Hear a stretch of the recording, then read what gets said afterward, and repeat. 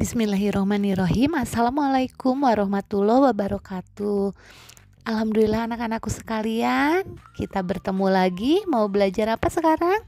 Kita akan belajar bahasa Indonesia. Nah, bahasa Indonesia yang akan kita pelajari sekarang masuk ke buku 3C ya, buku tematik 3C dengan tema benda di sekitarku. Kita akan belajar aneka benda di sekitar kita ya, subtema 1. Nah, anak-anakku sekalian, pelajaran kita kali ini adalah mengamati benda-benda yang ada di sekitar kalian, di sekitar rumah kalian. Mungkin selama ini kalian tidak begitu mengamati ada apa aja sih di rumah kita. Pastinya banyak sekali benda-benda yang ada di sekitar rumah kalian ya. Ada yang terbuat dari kayu, karet, ada juga yang terbuat dari plastik, kaca, logam, dan lain-lain. Benda-benda di sekitar kita memiliki berbagai bentuk. Ada yang berbentuk bulat, persegi, segitiga, lingkaran, tabung, dan tak beraturan ya. Nanti kalian perhatikan satu persatu ya, benda-benda yang ada di rumah kalian, jenisnya terbuat dari apa. Nanti kalian perhatikan bentuknya seperti apa. Nah, benda-benda di sekitar kita juga memiliki berbagai aneka warna. Ada yang berwarna merah, biru, kuning, hijau, jingga, ungu, nila, putih, hitam, ya coklat. Banyak sekali lah, mungkin berbeda di antara rumah yang satu dengan rumah yang lainnya. Nah, benda-benda di sekitar kita itu memiliki ukuran yang berbeda juga. Mulai dari yang kecil, yang sedang, juga yang besar gitu. Misalnya benda yang berukuran besar kayak lemari, apalagi pintu ya yang besar-besar. Kalau yang kecil apa? Yang terbuat dari kayu tapi ukurannya kecil. Biasa kalian suka bawa juga ke sekolah, ada di dalam tempat pensil. Iya, pensil itu dari kayu, ukurannya kecil. Kalau dari karet ukurannya kecil, ada penghapus. Kalau lebih besar lagi mungkin sepatu kalian ya, ada yang dari karet. Jadi benda-benda yang ada di sekitar kita itu memiliki bentuk, warna, ukuran yang berbeda-beda, dan jenisnya terbuat dari apa-apa juga berbeda-beda. Banyak juga benda yang ada di rumah kita itu yang berbahan dasar kayu. Misalnya rak, kursi, meja, terus lemari, pintu, jendela, itu kan terbanyak yang terbuat dari kayu. Nah, apakah kalian tahu bagaimana kayu itu diolah menjadi barang-barang yang Bu Guru sebutkan tadi? Ya, cara pengolahan kayu itu nanti kalian boleh baca sendiri ya. Ada di buku tematik halaman 8 dan 9. Di situ ada proses pembuatan atau pengolahan kayu. Jangan lupa nanti dibaca ya, halaman 8 dan halaman 9. Selain pengolahan kayu, kita juga di buku tematik 3C itu kita belajar tentang proses pembuatan kertas ya. Nah, untuk proses pembuatan kertas ini juga kalian baca sendiri dan lihat prosesnya. Ada gambar-gambarnya di halaman 13.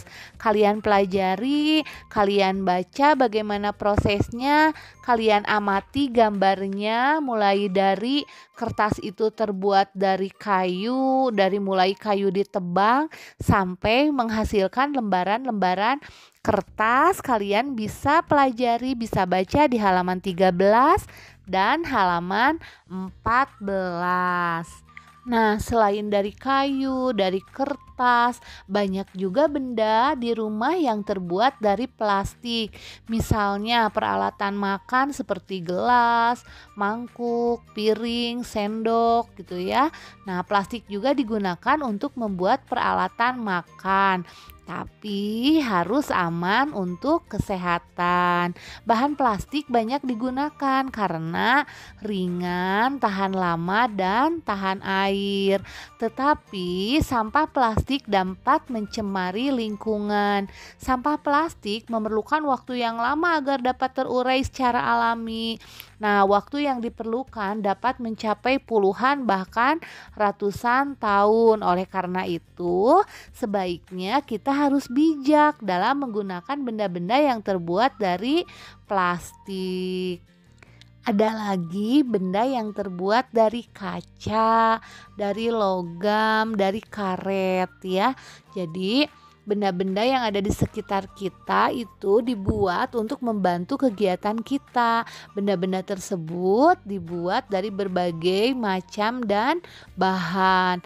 Kalau misalnya benda yang terbuat dari kaca, kalau kaca itu sifatnya tembus pandang, tahan air, dan juga tahan panas. Itu sifat kaca ya.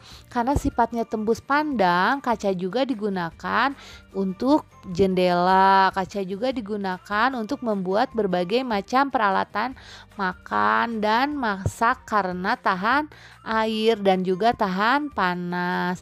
Namun kelemahannya bahan kaca itu mudah pecah. Jadi ada kacamata, ada toples-toples dari kaca, akuarium dari kaca, ya bagus tembus pandang sehingga bisa digunakan sebagai hiasan juga ada dari kaca. Hanya kelemahannya mudah pecah. Ada juga benda yang terbuat dari logam. Nah, benda yang terbuat dari logam termasuk di dalamnya itu besi, baja, emas, perak, dan aluminium, itu semua dari logam ya. Nah, logam itu sifatnya keras, kuat, dan tidak lentur. Logam juga tidak menyerap air dan tahan api. Logam cepat menghantarkan panas. Oleh karena itu, logam suka banyak dimanfaatkan untuk membuat peralatan masak seperti panci, wajan, cerek, dan lain-lainnya ya yang terbuat dari wajan. Sekarang benda yang terbuat dari karet. Apa aja benda yang terbuat dari karet? Ada sendal jepit dari karet, ban mobil, sepatu bot gitu ya. Mainan anak-anak juga ada yang dari karet juga. Nah, karet itu sifatnya elastis. Artinya karet dapat ditarik, memanjang, dan jika dilepaskan akan kembali ke bentuk semula. Karet itu berarti elastis ya. Karet dimanfaatkan untuk berbagai keperluan. Misalnya untuk membuat ban yang tadi Bu Ai jelaskan ya, alas sepatu, pembungkus kabel. Meskipun karet bersifat kuat dan lentur, tetapi tidak tahan api, jadi mudah terbakar. Jangan sampai peralatan di rumahmu yang terbuat dari karet terkena api, karena nanti akan meleleh. Nah, anak-anakku sekalian, setelah kalian menyimak penjelasan Bu Guru tadi mengenai aneka benda yang ada di sekitar kita dengan berbagai macam benda, terbuat dari apa, bentuknya seperti apa, sifatnya bagaimana, tugas dari Bu Guru silakan kalian amati, kalian lihat-lihat benda apa aja sih yang ada di rumah kalian itu, lalu tuliskan benda yang ada di sekitar kalian yang terbuat dari kayu, dari plastik, dari logam, dari karet, dari kaca, dan dari kertas. Masing-masing kalian menuliskan 5 buah benda aja. Tidak usah lebih ya, udah 5, masing-masing 5. Jadi ada 30 yang kalian tulis. Kayu 5, plastik 5, logam 5, karet 5, kaca 5, dan kertas 5 macam. Selamat mengamati dan menuliskan nama-nama benda yang ada di sekitar kalian. Kalian tulis di kertas folio bergaris seperti biasa. Jangan lupa tulis nama, tulis kelas, lalu tulis materinya, pelajaran apa, pelajaran bahasa Indonesia, subtema 1 buku 3 C ya. Nah, itu tugas dari Bu Guru. Semoga kalian senang belajar mengamati benda yang ada di sekitar rumah kalian ya. Dan jangan lupa benda-benda yang ada di sekitar rumah kaliannya kalian pelihara dengan baik, bersihkan ya supaya tetap terawat. Sampai di sini dulu pembelajaran dari Ibu Guru, Ibu Ayu Suhartati. Mohon maaf atas segala kekurangannya. Semoga kalian tetap semangat, tetap sehat. Assalamualaikum warahmatullahi wabarakatuh.